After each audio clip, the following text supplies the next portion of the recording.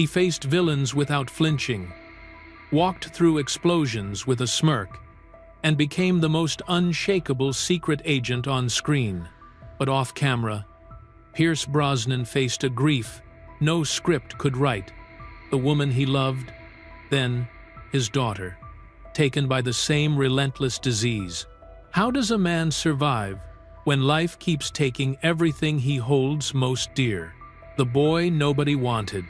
Pierce Brosnan entered the world on the 16th of May, 1953, in the small town of Drogheda, County Louth, Ireland. He was the only child of May Smith and Thomas Brosnan. But before he could form his first memories, his father vanished. Thomas Brosnan walked away from his wife and infant son, leaving behind nothing but absence. Pierce would spend decades wondering why. He would not meet his father until 1984, when he was already a successful actor. By then, the damage had been done. The void had already shaped him. When Pierce was 4 years old, his mother made a decision that would haunt him for the rest of his childhood. May Smith moved to London to work as a nurse, seeking a better future. She did not take her son. Instead, she left him in Ireland with his grandparents, in the town of Navan, County Meath. For a young boy who had already lost his father, losing his mother felt like confirmation that he was not worth keeping. When his grandparents passed away, Pierce was shuffled between relatives. He lived in different homes with different families, never staying long enough to belong. For a period, he was placed in a Catholic boarding house where discipline was strict and affection was absent. He learned to survive without expecting love. He learned that people leave.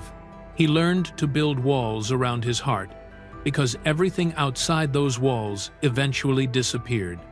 "I grew up without a mother and father," Pierce later admitted in an interview.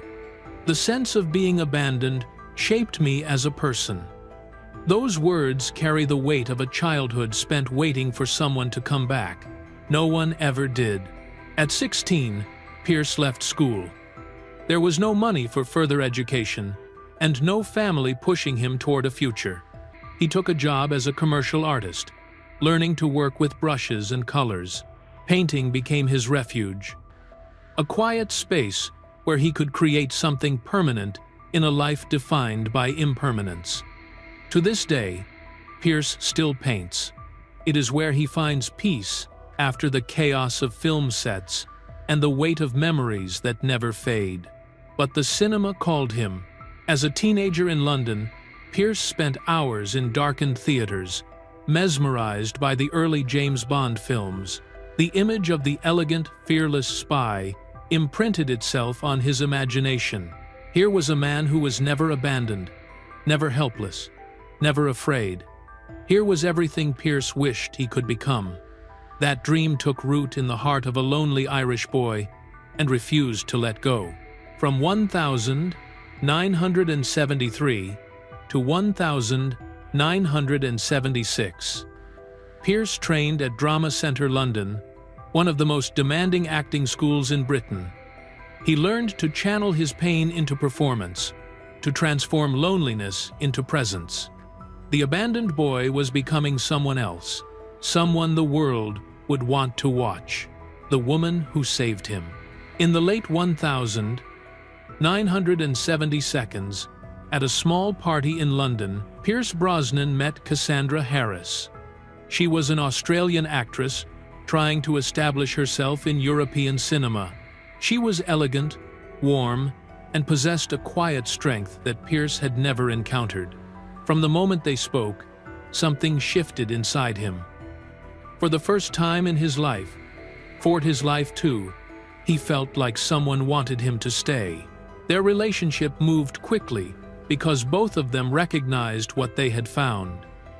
On the 27th of December 1980, Pierce and Cassandra were married at Chelsea Old Church in London. It was the most important day of his life, not because of the ceremony or the celebration, but because he finally had what his childhood had denied him: a family, a home, someone who would not leave. Cassandra had been married twice before. Her previous husband, Dermot Harris, was the brother of actor Richard Harris. When Dermot died of a heart attack in 1986, Pierce did something that revealed the depth of his love. He officially adopted Cassandra's 2 children from her previous marriage, Charlotte and Christopher. He did not hesitate. He did not negotiate. He simply became their father, because that is what family meant to him. On the 13th of September, 1983, Cassandra gave birth to their son, Sean Brosnan, in Los Angeles. Now Pierce had 3 children, a wife who believed in him, a home filled with the warmth he had spent his childhood searching for. He would later tell Vanity Fair that Cassandra gave him a family he never had, and that love would remain forever. During those early years, Pierce was not yet a star. He was struggling to find his place in Hollywood, taking television roles and stage work, fighting for every opportunity. Cassandra was his constant support. She encouraged him to pursue acting when doubt crept in. She introduced him to industry contacts. She believed he could become James Bond years before anyone else saw it. And she was right. In 1981, Cassandra appeared as Countess Lizzle in For Your Eyes Only, a James Bond film starring Roger Moore. She played a Bond girl while her husband watched from the sidelines, dreaming of the day he might wear the tuxedo himself. That dream would eventually come true, but not before tragedy rewrote their story. "Cassie is the center of my life," Pierce told People magazine during those golden years. "I cannot live without her." He meant every word. He had spent his entire childhood learning how to live without the people he loved. With Cassandra, he finally believed he would never have to do that again. He was wrong. The death that shattered everything. In 1987, Cassandra Harris was diagnosed with ovarian cancer. The woman Pierce called the love of his life was suddenly fighting for survival. For 4 years, she endured brutal treatments, chemotherapy, radiation, hospital stays that stretched into weeks. Through it all, she remained resilient, displaying a grace that those around her could only admire. Pierce never left her side. He accompanied her to every appointment, held her hand through every procedure, and watched the disease slowly steal the woman who had given him everything. On the 28th of December, 1991, at Cedars-Sinai Medical Center in Los Angeles, Cassandra drew her final breath. Pierce was there. He held her hand as she slipped away. In a conversation with People magazine, he recalled that moment with devastating simplicity. She said, "I am dying," and I said, "Yes." Then, we held each other. She fought with grace and humanity, Pierce said later. But this pain is unbearable. Cassandra Harris was 43 years old. She left behind 3 children and a husband whose world had just collapsed. The boy who had been abandoned by everyone he loved had finally found a home. The loneliness he thought he had escaped came flooding back, darker and heavier than before. Many celebrities retreat from public life after such losses. Pierce did the opposite. He kept working. He took roles in films and television, not because he wanted fame, but because he needed to provide for his children, and because the alternative was drowning in grief. Work became his survival mechanism. The set became the only place where he could escape, even temporarily, from the emptiness that followed him everywhere else. In 1995, 4 years after Cassandra's death, Pierce Brosnan achieved the dream he had carried since childhood. He was cast as James Bond in GoldenEye. The role transformed him from a respected actor into a global icon. He would play 7 inches 4 films, becoming one of the most beloved versions of the character. But those who knew him understood that beneath the tailored suits and confident smirk was a man still carrying unbearable grief. The spotlight could not dispel the darkness in his heart. Nothing could. The cruelty that returned. 22 years after burying Cassandra, Pierce Brosnan faced the same nightmare again. Charlotte Brosnan was not Pierce's biological daughter, but she was his daughter in every way that mattered. On the 28th of June 2013, Charlotte Brosnan died in London after a 3-year battle with ovarian cancer. She was 41 years old. The same disease that had taken her mother now claimed her. Pierce had raised Charlotte since 1986. He had legally adopted her, loved her as his own, and watched her grow into a woman and a mother herself. She left behind her husband Alex Smith and 2 young children, Isabella and Lucas. In a statement to the press, Pierce wrote words that were brief but devastating. "My darling daughter Charlotte Emily has passed on to eternal life. She was surrounded by her husband, children, brothers, and sisters." The simplicity of that statement revealed more than any elaborate tribute could. This was a man who had run out of words for grief. He had already said goodbye to Cassandra. Now he was saying goodbye to Charlotte. The same hospital rooms, the same helpless vigil, the same cancer stealing another woman he loved. According to medical research, approximately 20,000 American women are diagnosed with ovarian cancer every year. Around 23% of cases are linked to hereditary gene mutations known as BRCA1 and BRCA2. The disease runs in families. It had run through Pierce Brosnan's family with merciless precision. Instead of collapsing, Pierce transformed his grief into purpose. He became an advocate for cancer awareness, speaking publicly about the disease that had stolen his wife and daughter. He continued working, taking on film roles and charitable causes with equal dedication. The Guardian wrote that he does not let loss define him, but uses it to define his career. The man who had learned to survive abandonment as a child now applied those same survival skills to tragedies that would have destroyed others. But fate was not finished with Pierce Brosnan.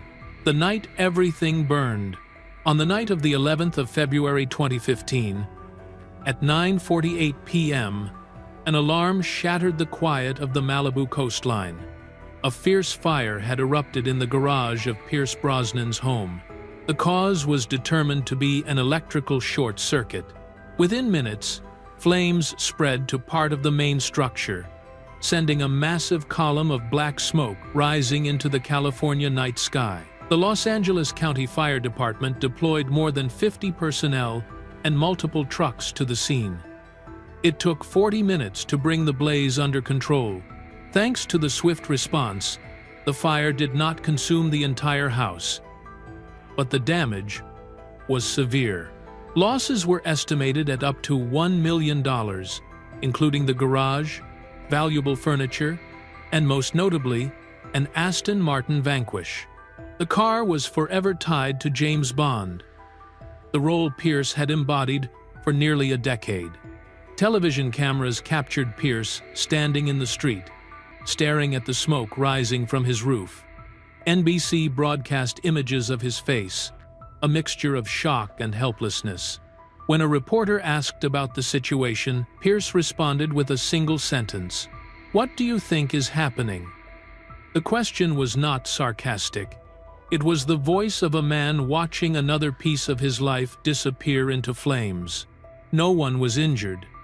His wife, Keely Shea Smith, and their children were safe. But the spiritual loss exceeded any financial calculation. That Malibu home had held memories of Cassandra and Charlotte, family photographs, personal mementos, keepsakes from decades of joy and grief. When the fire consumed those objects, it felt like losing them all over again. American media covered the incident extensively. CBS described the atmosphere as suffocating, with black smoke covering the entire street. Time magazine highlighted the destruction of the iconic Bond car, calling it a symbolic loss, not only for Pierce personally, but for popular culture. Images spread across social media, bringing global attention to his name once more. This time, not for a film premiere, but for a family disaster. For many celebrities, property loss is merely financial. For Pierce, that house represented the peace he had tried to rebuild after burying his wife and daughter. Watching it burn was like witnessing the fragility of everything he had fought to protect. Even so, he displayed remarkable composure. There were no bitter public statements. He made a brief appearance before the press, then quietly joined his family in handling the aftermath. Having grown too familiar with loss, he chose to remain calm and keep moving forward. The love that rebuilt him. In the darkness of grief, Pierce Brosnan found light in an unexpected place. In 1994, 3 years after Cassandra's death, Pierce met Keely Shea Smith at a beach party in Mexico. She was an American journalist and television correspondent, and from the moment they met, something sparked between them. Pierce was still carrying the weight of losing Cassandra, still learning how to exist without the woman who had defined his life. But Keely brought warmth back into his world. She did not try to replace Cassandra. She simply loved him as he was, scars and all. They dated for 7 years before Pierce felt ready to marry again. On the 4th of August 2001, Pierce and Keely were wed at Ballintubber Abbey in County Mayo, Ireland. It was a return to his roots, a ceremony that connected his new beginning to the land where his painful journey had started. Together, they would have 2 sons, Dylan in 1997 and Paris in 2001. Keely became his anchor through the tragedies that followed. She stood beside him when Charlotte died.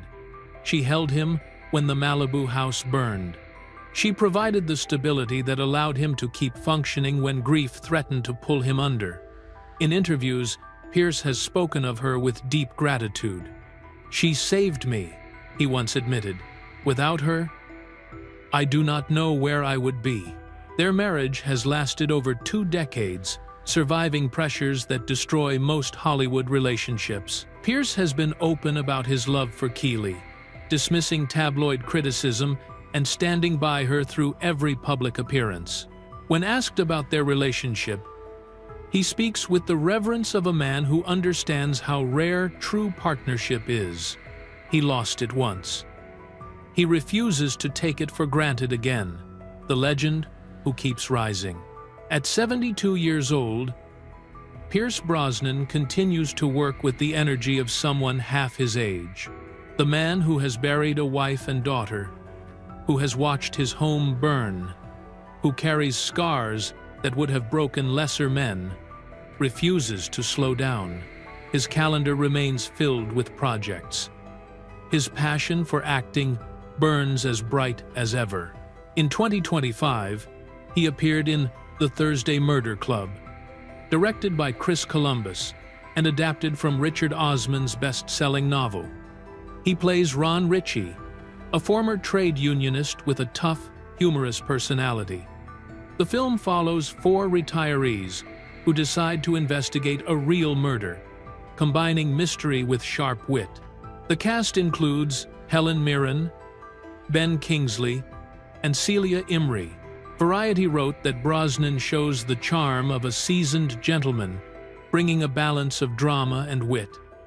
The film premiered in theaters on the 22nd of August 2025, before streaming worldwide on Netflix. Critics praised Pierce's ability to inhabit a character so different from the suave spy that made him famous. Pierce has not entirely left James Bond behind. The character that defined his career still follows him, and he embraces the connection rather than resenting it. In interviews with Radio Times, he has mentioned the possibility of returning as 007 if Denis Villeneuve were to direct, calling the filmmaker someone special. At the same time, he has been vocal about protecting the character's identity. insisting that James Bond must always remain British and should not be Americanized by Hollywood. These remarks sparked debates among fans, though most recognize that a return at his age is unlikely. What matters is that Pierce still cares about the legacy he helped build. He understands what Bond meant to audiences and refuses to see that legacy diminished. His career has evolved beyond action roles. He has embraced character-driven projects that showcase his range as an actor. He has taken supporting roles in smaller films, demonstrating that ego does not drive his choices. He has proven that age does not diminish talent, only refines it. Directors speak of his professionalism, his preparation, and his willingness to collaborate. Younger actors speak of his generosity on set. The abandoned boy from Ireland, the widower who buried his wife and daughter, the man who watched his home burn, has become something Hollywood rarely produces. A survivor who still creates. A legend who refuses to fade.